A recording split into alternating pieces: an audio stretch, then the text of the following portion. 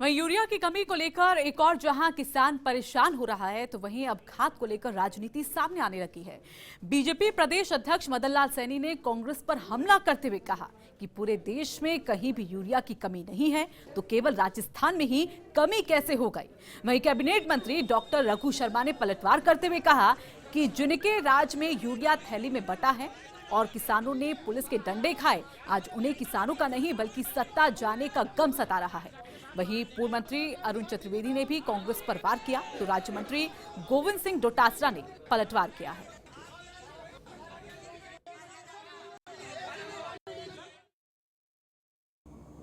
Urea की कमी बताकर अपने आपसी झगड़ों को छिपाने की नाकाम कोशिश कर रही है।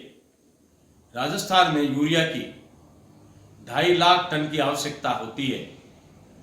केंद्र सरकार ने राजस्थान को लगभग 3 लाख टन यूरिया भेजा है, लेकिन 2 समानांतर सरकारों के चलते रहने के कारण आज स्थिति ये बनी है कि किसान की समस्याओं पर चिंता करने का समय ही इनको नहीं है। केंद्र सरकार किसानों की सरकार है, देश में कहीं भी यूरिया की समस्या नहीं है, फिर राजस्थान में ही ये नई समस्या क्यों पैदा हो गई, ये बात समझ में नहीं आती। पार्टी को अपने गिरेबान में झांक के देखना चाहिए। 150 किसानों ने आत्महत्या की है और जनता ने सजा दी है भी उनको, तो अपनी हार का गम वो भुला नहीं पा रहे हैं, इसलिए इस तरह की बहकी बातें कर रहे हैं।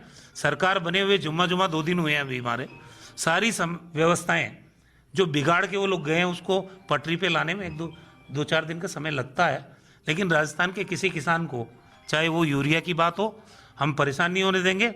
एक झटके में राहुल गांधी जी के नेतृत्व में जहां जहां कांग्रेस की सरकारें बनी राजस्थान समेत, हमने किसानों का कर्जा माफ किया कि नहीं किया है, तो भारतीय जनता पार्टी खुद भी तो कर सकती थी ये काम।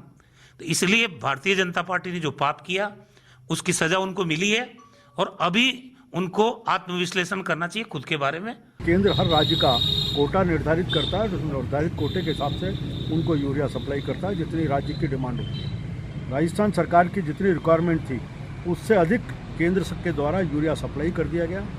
यहाँ दुर्भाग्य ये है, कौन मुख्यमंत्री बने, कौन मंत्री बने, मंत्रियों का विभागों का बंटवारा कैसे हो। अब लड्डू तो एक है, उस लड्डू को खाने के लिए कई सारे लोग टूट के पड़ रहे हैं। मैं प्रदेश की जनता को पहले तो धन्यवाद देना चाहता हूं, और जिस प्रकार से केंद्र से यूरिया आती है, केंद्र बदले की भावना आज शुरू से ही करने जा रहा है।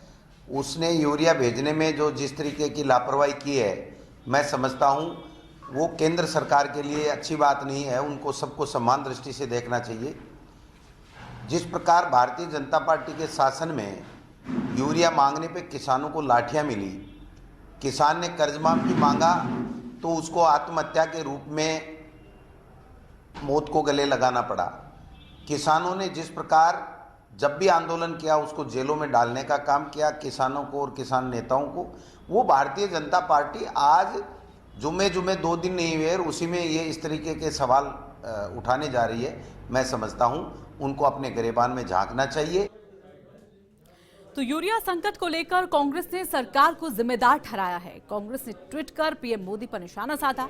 ट्वीट के जरिए उन्होंने कहा कि राजस्थान की यूरिया की रैक्स हरियाणा भेज दी गई। केंद्र सरकार की ओर से राजस्थान और मध्य प्रदेश में यूरिया संकट खड़ा किया जा रहा है। मुख्यमंत्री गहलोत ने भी कांग्रेस के ट्वीट को रीट्वीट किया है।